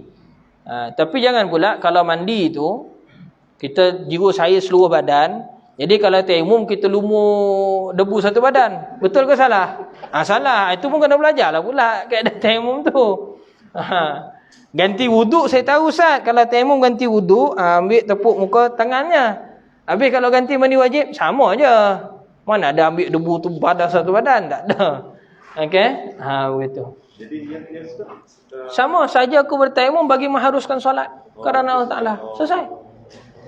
Selesai masalah. Okey? Dia diangkat dua-dua sekali tu. Kalau kita dalam masa hadas besar, belum berwuduk lagi, mana dua. Hadas besar pun ada, hadas kecil pun ada. Tapi air tak ada. Kita nak tayamum. Sekali tayamum sahaja mengangkat dua-dua hadas tu sekali. Tak perlu 2 kali tayamum. Ini tayamum untuk mandi wajib. Ini tayamum untuk wuduk. Tak perlu. Sekali saja tayamum, terus angkat dua-dua hadas tu tadi. Dia menjadikan gitu. Wallahu ta'ala a'lamu bis-shawab. Boleh? Macam ada soalan lagi tu. yang tadi tu Ustaz, bagi mengharuskan solat. Bagi mengharuskan solat. Sebab pada asal kena pakai air. Tapi bila kita dah badal, dah gantikan dia, gunakan dia panggil option. Second option dia panggil. Bila guna option, maka dia takkan jadi sama macam yang pertama. Begitu. Jadi dia sebagai pengganti. Jadi di istibahatis salah saja. Itu untuk mengharuskan solat. Apa soalan dia, Sahabas? Apakah hukum Aha. orang yang berpuasa Ah. yang nampak anak bulan Ramadan awal sehari 30 Ramadan Pro Macam mana? 30 Ramadan Pro, apakah hukum orang yang berpuasa nampak anak bulan Ramadan awal hari sehari? Dia dah berpuasa, lepas tu nampak anak bulan Ramadan. Macam mana? Tak faham. Dia nak cerita masuk raya ke dia nak cerita masuk Ramadan? Pelik juga tu soalan dia. Tak berapa cerah dia punya soalan.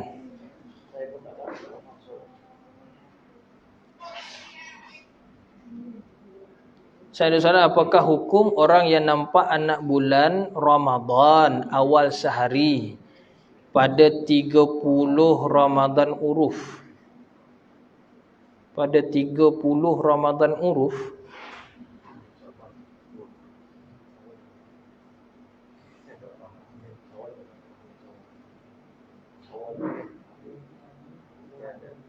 minta maaf, anda tak berapa cerah soalan dia. Soalan tak berapa cerah, anda tak boleh jawab. Soalan tu anda tak berapa faham. Tak berapa faham soalan, minta maaf lah. Minta kepada yang berkaitan ni, sebab anda kenal siapa orang dia ni. Minta dia tanya dalam WhatsApp direct lah. Kok soalan ni ada makna yang kedua, ketiga, anda tak berapa faham. Wallahu ta'ala alam. Assalamualaikum Ustaz. Assalamualaikum. Sila. Ni Ustaz Allah. Fadal. Ini keinginan dengan bulan. Okey, baik. Kadang-kadang itu orang yang awal puasa dan kita lewat puasa. Tapi kadang-kadang ada orang yang awal puasa kita lewat pula puasa. Masalahnya di antara Labuan dengan Brunei ada keluarga. Sana ada raya ataupun sana masih puasa. Masuk kata masih puasa sehari lagi, tapi kita dah raya. Kemudian diorang datang kemari. Sedangkan di sana dia ikut puasa awal, tapi tak raya lagi. Tapi dia datang sini sebab beraya. Apakah dia dikira dia kena qada satu hari raya, satu puasa tu, ataupun dia ikut yang dia berada di tempat? Baik. Pertama sekali pastikan dia dah 29 hari dia puasa. Tu first. Kena pastikan dulu. Dia tak boleh puasa 28 hari. Itu confirm kena ganti. Confirm kena ganti. Contoh sana lewat sehari, kita sini dah puasa dulu. Lepas tu sana pula lewat raya satu hari. Kita sini dah raya dulu. Bila dia datang sini 28 hari dia puasa. Maka dia kena ganti satu hari puasa. Baik. Habis di sini dah berhari raya. Soalan dia tadi di sini dah berhari. Ganti itu tetap kena gantilah satu hari. Kalau dia 28. Tapi kalau dia sudah 29 hari puasa, dia datang sini. Maksud dia dah hari yang ke-30 lah pada dia. Sini kita pun dah raya. Maka pada ketika tu dia boleh raya, tak ada masalah dan tak perlu ganti. Walau yang 28 tadi sekalipun, dia baru puasa 28 hari, dia tengok Labuan raya awal, dia datang ke sini. Contoh kan, dia datang ke sini, dia nak raya di Labuan. Baik, lepas dia masuk ke sini, sampai dia masuk ke tempat sini, maka boleh tak dia sambut raya terus? Jawapannya ialah jeng jeng jeng. Pada ketika tu dia tak boleh raya. Sebab dia dah tahu dia baru puasa 28, kenapa juga nak raya? Dia kena berpuasa. Dia kena puasa, tapi dia tak boleh tunjuk depan orang ramai dia puasa. Sebab dia kena ikram setempat tu pula, tempat tu dah raya. Boleh faham? Begitu. Habis besok dia tu, kalau orang dah habis solat raya, besok tu baru dia nak solat raya. Solat raya ada hukum fatwa lah, fatwa. Tapi jangan ni pula. Fatwa yang boleh solat raya seorang-seorang. Itu fatwa jangan ni. Jangan jadikan sehukum untuk orang awam. Ramai-ramai lepas ni solat raya seorang-seorang kat rumah, jangan. Okey. Ni khas untuk masalah macam ni. Kan boleh sah boleh. Jadi pastikan dia dah puasa tu dah cukup belum 29 hari. Tengah tahu dulu sebab sekurang-kurangnya 29. Mesti 29. Dia tak boleh kurang daripada tu. Kurang daripada tu muka tak cukup. Dia kena ganti ya. Baik. Boleh faham ya? Wallahu ta'ala alam. Ya. Itu 30. Ya baik. Lalu 9. Jadi kita tu masa puasa ni. Itu orang kita ni ikut 3 hari tu hari raya lah. Macam mana? 3 hari tu hari bulan. Itu biasa masih puasa. Tapi ada orang 30 hari tu dia dah raya. Dia tak puasa. Oh, dia raya sendiri. Dia tak puasa. Jawapannya kenapa? Apa sebab? Elah dia nak tahu juga. Dia tak boleh itu. Dia nak kita hari raya, maknanya dia nak puasa sampai 29 hari saja. Besok dia tu jadi hari raya, mestilah syarat dia nampak anak bulan. Sekarang ni dia tak nampak pun anak bulan. Kalau dia tak nampak anak bulan, kalau dia tak nampak anak bulan, orang lain semua masih puasa lagi, besok tu cukupkan 30 Ramadan, lusa baru raya, jadi dia kena ikut yang tu. Tapi in case kalau kata dia nampak anak bulan, tapi dia ni fasik, dia nampak, dia seorang nampak anak bulan, dia fasik, mana kesaksian dia tidak boleh diterima. Orang lain biarlah puasa, dia boleh raya, tapi dia jangan ijharkan raya dia tu. Dia kena sir, dia kena tapuk seorang-seorang ke rumah. Mana kalau dia makan orang tak boleh marah. Tapi jangan dia tunjuk, saya dah raya. Itu dosa. Itu dosa. Dia faham sebab dia tidak menghormati. Dia tak menghormati umum setempat tu. Kalau dia berpuasa juga tidak apa-apa. Kalau dia berpuasa juga pada ketika tu, dia jadi 30 kan. Pada dia 30, walaupun dia dah nampak anak bulan, pada ketika tu dia tak wajib puasa. Kalau dia puasa juga, sunatnya lah. Sunat lah jadi dah. Sunat lah jadi. Dia tak jadi wajib. Sebab dia dah nampak ada anak bulan. Dia dah nampak anak bulan Syawal tu. Jadi dia tidak akan jatuh berdosa pada yang sepatutnya 1 Syawal tu yang tidak boleh berpuasa. Kan kalau sudah raya 1 Syawal kan. Dia sudah nampak awal kan. Jadi untuk dia declare 1 Syawal tu dah. Itu dia sebut tadi tu. Dia tidak wajib berpuasa. Saya cakap tadi, dia tidak wajib berpuasa. Tapi kalau dia nak puasa juga kat situ, hukum dia antara sunat dengan harusnya lah. Dia takkan jadi wajib. Gitu. Lewat nampak kan? Yang penting dia ikutlah ketetapan daripada pihak yang berautoriti. Tu selesai masalah. Sebab tu saya sebut tadi, hukum di Malaysia kita ni, kita sangat-sangat buntung sebab kita ada majlis raja-raja Melayu. Pemusatan puasa putus di situ. Sebab bila ada kepala satu sahaja, bila dia buat keputusan, semua kena walak, kena ikut. Begitu, selesai masalah. Tak jadi bergaduh macam tadi. Cuma jadi masalah sikit dia apabila Brunei dengan Malaysia tu, tu lain sikit. Sebab dia ada beza hukumah, dia bukan beza kerajaan. Tu ada sikit lah. Itu yang saya jawab tadi. Tapi kalau memang dalam negara sendiri, kita buat hal pula, buat onar, itu jadi masalah situ. Malah keonaran yang dibuat tu pula, kalau dari sudut hukum undang-undang jenayah, dia boleh ditakzir. Takzir ni maksud dia apa? Kerajaan boleh keluarkan hukuman, orang ni boleh penjara 2 bulan ke, sebab dia buat perangai tadi. Dia tidak patuh kepada perintah daripada Tuan Agung dan sebagainya. Itulah makna yang berautoriti tu. Jadi dia ni langgar tu tadi, jadi dia boleh pula dikenakan denda ke, sebat ke, kena penjara ke. Dia boleh gitu. Tu panggil takzir. Saja kita faham lagi dah tu. Akta 559 tu. Jawi boleh tangkap. Ada autoriti, Jawi boleh tangkap. Begitu. Wallahu taala alam. Cukuplah rasa sampai sekadar tu dulu ya. Memang best buat cerita puasa ni, tak habis pun. Selagi mana tak puasa, bila dah puasa itu senyap lah tu. Allah taala alam. Bismillahirrahmanirrahim. Rabbana anfa'na bima 'allamtana, Rabbana 'allimna alladhi yanfa'una, Rabbana faqina faqih ahlana wa qarabatilana fi dinina. Sallallahu ala sayyidina Muhammad wa ala alihi wa sahbihi wa baraka wa sallam. Alhamdulillahi rabbil alamin. Assalamualaikum warahmatullahi wabarakatuh.